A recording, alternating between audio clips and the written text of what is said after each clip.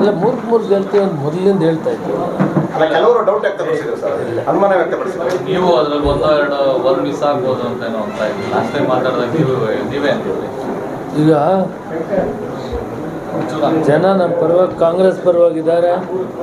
ಮತ್ತು ಕಾರ್ಯಕ್ರಮಗಳು ಏನು ಕೊಟ್ಟಿದ್ದೀವಿ, 5 ಗ್ಯಾರಂಟಿಗಳು, ಆ ಜನ ನಮ್ಗೆ ಆಶೀರ್ವಾದ ಮಾಡಿದ್ದಾರೆ. ಇಡೀ ರಾಜ್ಯದಲ್ಲಿ 3 ಕ್ಷೇತ್ರಗಳಲ್ಲಿ ಕೂಡ ಒಂದಾಗಲೇ ಡಿಕ್ಲೇರ್ ಆಗಿದೆ, ಇನ್ನೆರಡು ಆಗೋ ಸೂಚನೆ ಇದೆ. ಸಂಡೂರು ಡಿಕ್ಲೇರ್ ಆಯಿತು, ಇನ್ನು 2 ಕೂಡ 23,000 ಮೇಲೆ ಲೀಡ್ ಇದೆ. ಚನ್ನಪಟ್ಟಣ 13,000ಕ್ಕಿಂತ ಮೇಲೆ ಲೀಡ್ ಇದೆ.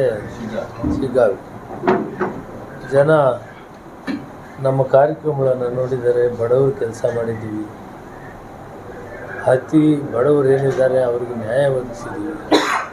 ಆದ್ದರಿಂದ ಅವರು ಆಶೀರ್ವಾದ ಮಾಡಿದ್ದಾರೆ. ಮೊಟ್ಟ ಮೊದಲು 3 ಕ್ಷೇತ್ರದ ಮತದಾರರಿಗೆ ಧನ್ಯವಾದಗಳನ್ನು ಹೇಳೋಣ.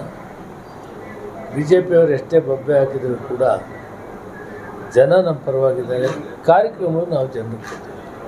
56,000 ಕೋಟಿ ರೂಪಾಯಿ ಬಡವರ ಕಲ್ಯಾಣಕ್ಕಾಗಿ ಯೋಜನೆಗಳನ್ನು ರೂಪಿಸಿ ಕಟ್ಟಕಡೆ ವ್ಯಕ್ತಿಗಳಿಗೆ ಎಲ್ಲ ಯೋಜನೆಗಳನ್ನು ಅವ್ರ ಮನೆಗೆ ಮುಟ್ಟಿಸುವಂಥ ಕೆಲಸ ಮಾಡಿದ್ದೀವಿ.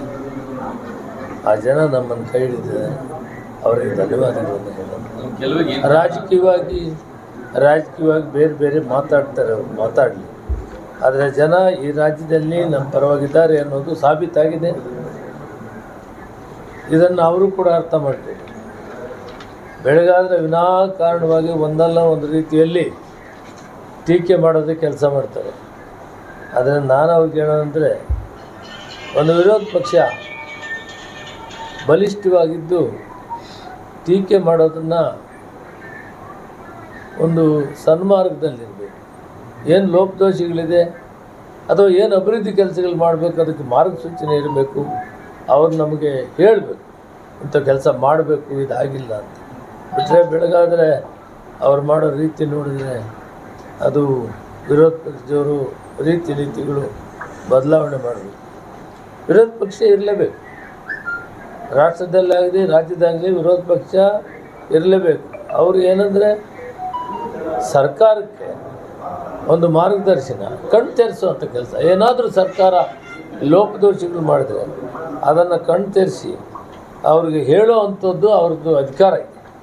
ಅದನ್ನು ಬಿಟ್ಟು ಬೆಳಗಾದರೆ ಟೀಕೆ ಟಿಪ್ಪಣೆ, ಕಾಂಗ್ರೆಸ್ ಸರ್ಕಾರ ಹೋಗ್ತದೆ, ಮುಖ್ಯಮಂತ್ರಿ ಇಳಿತಾರೆ, ಇದನ್ನೇ ಹೇಳ್ಕೊಂಡಿದ್ದಾರೆ. ಅದು ಬಿಟ್ಟು ಅವರ ವ್ಯವಸ್ಥಿತವಾಗಿ ವಿರೋಧ ಪಕ್ಷದ ಕೆಲಸ ಮಾಡಲಿ, ಅದನ್ನು ನಾವು ಸ್ವಾಗತ ಮಾಡೋಣ. ಜನ ನಮಗೆ ಆದೇಶವನ್ನು ಕೊಟ್ಟಿದ್ದಾರೆ. ಮತ್ತೊಮ್ಮೆ ಜನರಿಗೆ